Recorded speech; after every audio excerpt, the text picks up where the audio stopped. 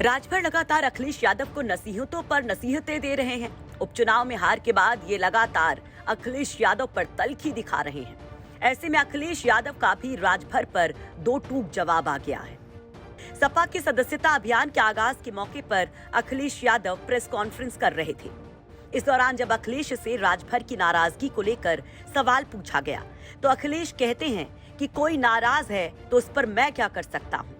वहीं राजभर के इसी कमरे से बाहर आकर सियासत करने के बयान पर अखिलेश ने कह दी ये क्लियर कट बात। समाजवादी पार्टी को किसी की एडवाइस की जरूरत नहीं है। अब कोई नाराज है तो मैं उसके क्या कर सकता हूं। कोई नाराज है,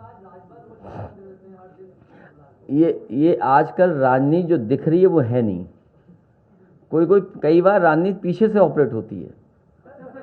इसलिए मैं आपसे कहना चाहता हूं कि आज समाजवादी पार्टी ने सदस्यता का कार्यक्रम शुरू किया है।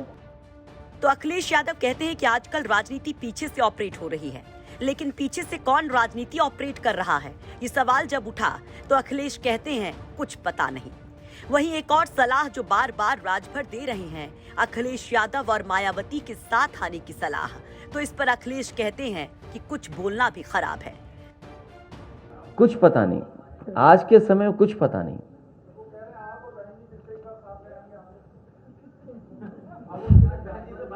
कुछ बोलना भी खराब है। अब तो राष्ट्रपति का चुनाव भी खत्म हो रहा है। भाई बीजेपी ने यही प्रचार तो किया था। हमें बहुत सारे कार्यकर्ता साथियों ने जानकारी दी कि इस बार बहुजन समाज पार्टी का कोई राष्ट्रपति बनेगा। तब तो चुनाव भी खत्म हो गया राष्ट्रपति वाला। अब सवाल यह है कि आखिर ये पीछे की पॉलिटिक्स कौन कर रहा है, किसकी ओर इशारा कर रहे हैं अखिलेश यादव, और जिस तरह से अखिलेश यादव राजभर को लेकर बोल रहे हैं उसके क्या मायने निकाले जाएं? कि अखिलेश ने भी राजभर से किनारे का क्या मन बना लिया है? लाजमी है कि जिस तरह से लगातार राजभर उपचुनाव के बाद से अखिलेश यादव के खिलाफ बोल रहे हैं, अखिलेश के तेवर के वो खिलाफ है। देखिए पिछले कुछ दिनों में ही राजभर की ये तल्खी। क्यों नहीं गए आजमगढ़? सवाल ओम प्रकाश राजभर का, क्यों नहीं गए आजमगढ़? ओम प्रकाश राजभर 12 दिन वहां धूल फांक रहा है। हम भी राष्ट्रीय अध्यक्ष हैं। प्रेमचंद प्रजापति को लेकर हम वहां धूल फांक रहे हैं। हम अपनी 350 टीम को लेकर धूल फांक रहे हैं, और ये लोग बैठ करके ऐसे में रसमलाई चाप रहे हैं। मंत्री जी, बाई इलेक्शन बीता अभी, जिस तरह से परिणाम आया, और आपने कहा अखिलेश यादव जी को कि वो सियासत राजनीति विरासत में मिल गई है, ऐसा आपको क्यों लगता है? क्योंकि वो तो एक बार समाजवादी पार्टी दावा करती है कि अपने दम पे मुख्यमंत्री भी रह चुके हैं, और आप कह रहे हैं कि ऐसी खबरों से बाहर निकलना चाहिए। अपने दम पर नहीं, माननीय मुलायम सिंह यादव जी की कृपा पर मुख्यमंत्री बने। माननीय मुलायम सिंह जी के नेतृत्व में चुनाव हुआ था 2012। इनके नेतृत्व में जितने चुनाव हुए, 14 हारे, 19 हारे, 17 हारे, 22 हारे, बाई इलेक्शन हुआ, यो हारे, एमएलसी हारे। एक को चुनाव बता दें जो जीते हों। मतलब अखिलेश यादव जी अपने दम पे एक भी चुनाव नहीं जीते अभी तक आपके हिसाब से? आप बताइए कहाँ जीते हैं? ये मुख्यमंत्री की बात जो कर रहे हैं, ये माननीय मुलायम सिंह यादव जी के नेतृत्व में चुनाव लड़ा गया।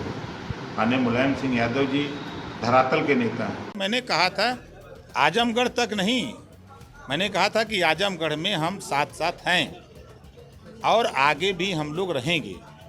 जब तक अखिलेश यादव जी को अब एसी से बाहर नहीं निकाल लेंगे, तब तक हमको चैन नहीं है। आपकी ये बातें जो बेबाकी हैं, वहाँ पे चुपती भी होंगी। तो चुप है। देखिए, सच कड़वा होता है, और सच सुनने की जो स्वीकार कर लिया वो आगे निकल जाएगा। जिसको सच बुरा लगेगा वो फेल हो जाएगा। तो क्या वाकई राजभर की इस तल्खी के पीछे कोई और कहानी है, और 2024 के पहले ये गठबंधन की भी पूरी सियासी कहानी को बदल कर रख जाएगा? लखनऊ से संतोष शर्मा के साथ ब्यूरो रिपोर्ट, यूपी तक।